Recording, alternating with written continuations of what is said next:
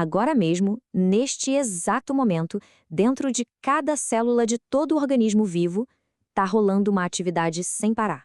Uma dança química constante que, no fim das contas, sustenta a própria vida. É um trabalho que a gente não vê, mas é ele que define o que significa estar vivo. E aí, já parou para pensar nisso? O que uma planta, uma levedura e um atleta poderiam ter em comum? Parece até o começo de uma piada, né? Uma planta lá pegando o sol, uma levedura fermentando um pão, um atleta correndo uma maratona. O que poderia ligar universos tão diferentes? A resposta está num único processo fundamental. A resposta é essa aqui: metabolismo. Essa palavra vem do grego e significa transformação, e é exatamente isso. O metabolismo nada mais é do que a soma de todas as transformações químicas que mantêm o organismo funcionando, da menor bactéria até o maior animal que existe. Ok, então vamos mergulhar nisso. Para entender o metabolismo, vamos imaginar uma cidade que está sendo construída e demolida ao mesmo tempo, sem pausa. Existem duas forças opostas, mas que trabalham juntas de um jeito perfeito. De um lado, a gente tem o anabolismo. Pensa nele como uma equipe de construção. Ele usa pecinhas simples e gasta energia para construir estruturas bem mais complexas, como proteínas, DNA. É o processo de síntese, de criar. Do outro lado, o catabolismo, a equipe de demolição. Ele faz o contrário, pega essas moléculas gigantes e quebra, para liberar a energia que estava guardada ali. Resumindo, anabolismo gasta energia para construir, catabolismo libera energia ao desconstruir. E essa imagem aqui mostra isso de um jeito bem claro. À esquerda, o anabolismo.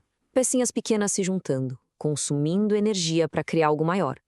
Já na direita, o catabolismo. A estrutura grande é quebrada e toda aquela energia que mantinha tudo unido é liberada. É um fluxo constante de gastar e obter energia. Agora, vamos dar uma olhada no maior projeto de construção do planeta.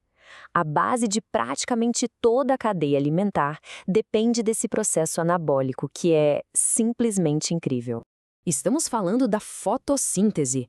As plantas são as maiores engenheiras anabólicas da natureza, sem dúvida. Elas pegam ingredientes super básicos, gás carbônico do ar, água do solo e, usando a energia pura do sol, constroem a molécula que serve de combustível para a vida, a glicose. Essa aqui é a receita química da vida. 6 moléculas de gás carbônico mais 6 de água, com a ajudinha da luz, se transformam em uma molécula de glicose. E de quebra, ainda liberam 6 moléculas de oxigênio. Toda a energia do sol agora está ali, guardadinha nas ligações químicas dessa glicose. Certo? A energia foi armazenada. Mas como é que um organismo, seja a própria planta, a levedura lá do pão ou o atleta correndo, usa essa energia para viver? Agora a gente vai para o outro lado da moeda, o do catabolismo, para sacar a energia desse banco molecular. Então, para quebrar a glicose e liberar a energia dela, os seres vivos usam principalmente duas estratégias. Uma é super eficiente e gera uma energia danada, enquanto a outra é mais uma solução rápida para momentos de aperto. O método principal é a respiração celular. Ela acontece dentro das mitocôndrias, que a gente conhece como as usinas de força das células.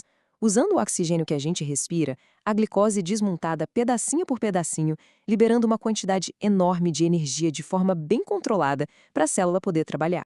Mas e quando não tem oxigênio? Aí entra em cena a fermentação. É um caminho alternativo, anaeróbico, que funciona como um plano B para gerar energia. É bem mais rápido, só que libera muito menos energia que a respiração. É o processo que a levedura usa para fazer o pão crescer. E também o que acontece nos nossos músculos num exercício muito intenso, sabe? Gerando ácido lático e aquela sensação de queimação. É uma explosão rápida de energia, mas que não dura muito tempo.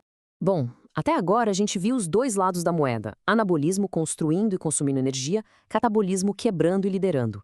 Mas é quando a gente junta as duas partes que a verdadeira genialidade desse sistema aparece. Então fica a pergunta fundamental. Se o anabolismo precisa de energia para construir as coisas, de onde ela vem?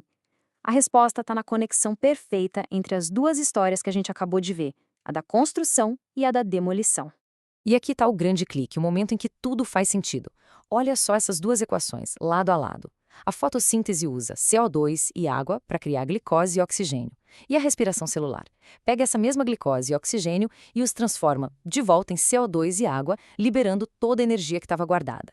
Uma é o espelho exato da outra. Então, o ponto crucial é este. O que é lixo para um processo é combustível para o outro. Os organismos que respiram liberam gás carbônico e a água que as plantas precisam. E as plantas, por sua vez, liberam o oxigênio e produzem a glicose que os outros seres vivos precisam. É o maior ato de reciclagem da natureza, um ciclo perfeito, autossustentável e tudo isso movido pela energia do Sol. E isso tudo nos leva a uma reflexão final. A vida funciona há bilhões de anos com base num ciclo de energia que é perfeitamente circular, sustentável, onde absolutamente nada é desperdiçado. A pergunta que fica é: o que essa sabedoria da biologia, essa dança tão elegante entre construir e desconstruir, pode nos ensinar sobre a forma como a gente organiza o nosso próprio mundo?